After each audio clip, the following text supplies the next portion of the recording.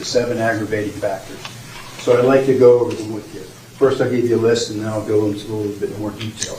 The first one, the defendant has been previously convicted of another capital felony or a felony involving the use or threat of violence to another person. So in this case, simultaneous convictions. So the defendant has pled guilty to 17 first-degree murders, a capital felony. So for each victim, the other 16 can be aggravating factors for that victim. And the 17 attempted first-degree murders of the 17 surviving victims, they're contemporaneous, but they can also be considered as previous convictions. So for each victim, there's 17 attempted first-degree murders, or could be to aggravate the offense, right? And then, if you'll recall, on November the 13th, 2018, 10 months after the defendant was arrested for the murders, he attacked Sergeant Deputy Beltran in the jail. Remember that?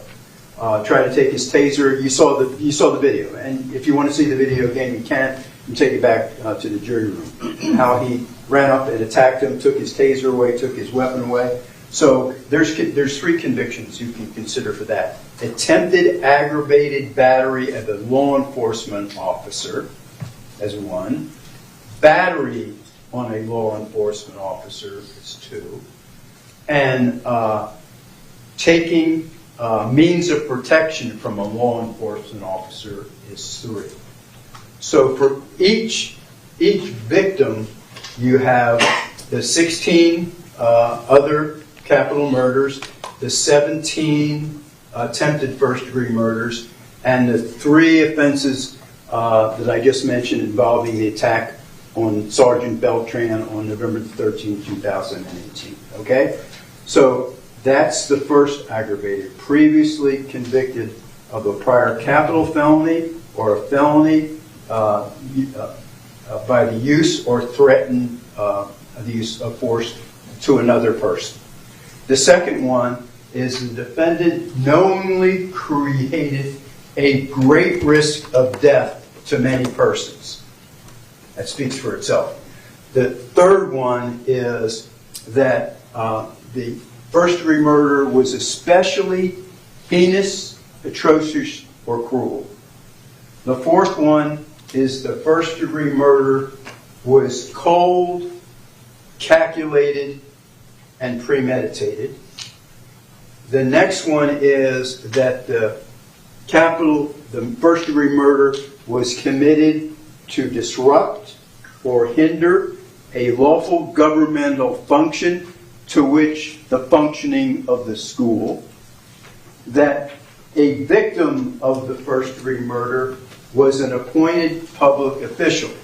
And in this case, you have Scott Beagle, who was a geography teacher for the school board, who was shot in front of his classroom, 1256.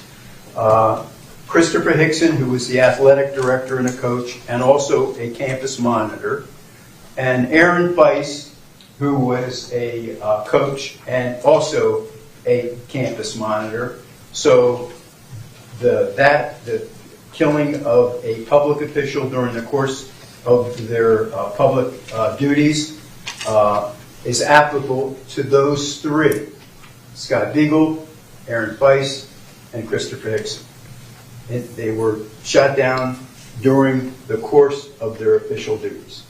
The other one is that during the course of a burglary. You say, what are you talking about?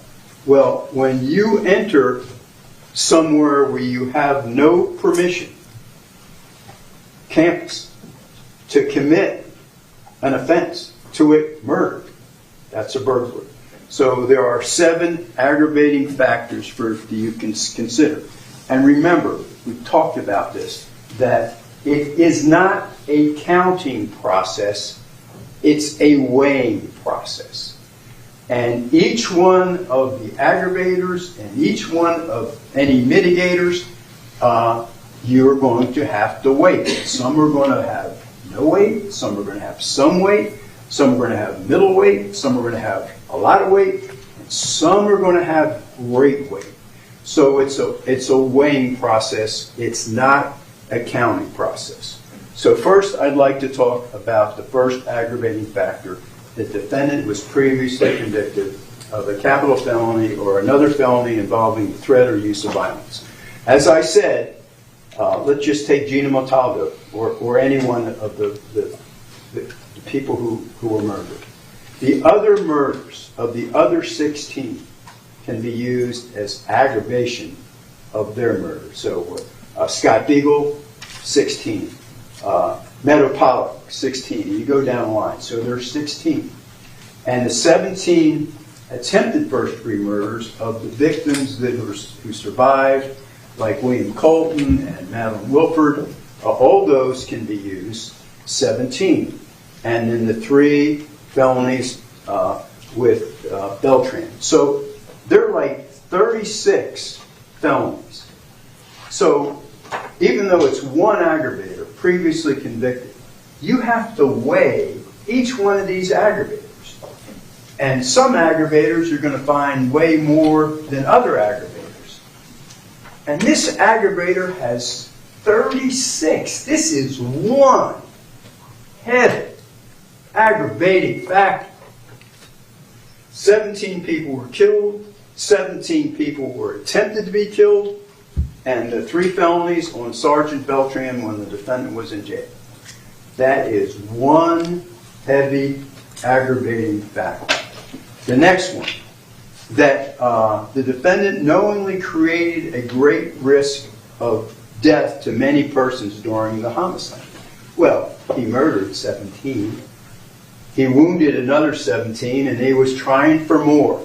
So there's no question that that aggravating factor has been proven beyond any reasonable doubt, just like the first aggravating factor was proven beyond any reasonable doubt. And the third aggravator, that first-degree murder was especially heinous, atrocious, or cruel. Cruel! It's like I said, it's unrelentlessly cruel, heinous, and atrocious. The people, and you saw the video again, and I discussed it, the people were out in the opening. He went and finished them off. You saw him pointing, not casually either, aiming and killing the people out in the open. He was shooting the kids in the classroom that were hiding or attempting to hide. So you have Gina and Luke and Martin, who were in front of 1215. You have Kara and Meadow hiding in the alcove in 1249. Joaquin Oliver in the men's restroom alcove. Peter Wang laying on the ground. And you have in 1216 Alex, trying to get up to hide. He got shot twice in the chest. Elena Petty and Alyssa Alfadef were hiding when they were shot down and killed. In 1214, you have Helena Ramsey and Nicholas Dorette, who were hiding when they were killed. They all knew what was going on, what was going to happen, what was happening here, the nature, the danger, the deadly nature of the situation. And Carmen Shentrup, who was shot in 1213, and the kids that are all running on the 3rd floor. Jamie Guttenberg running to the west stairwell to escape.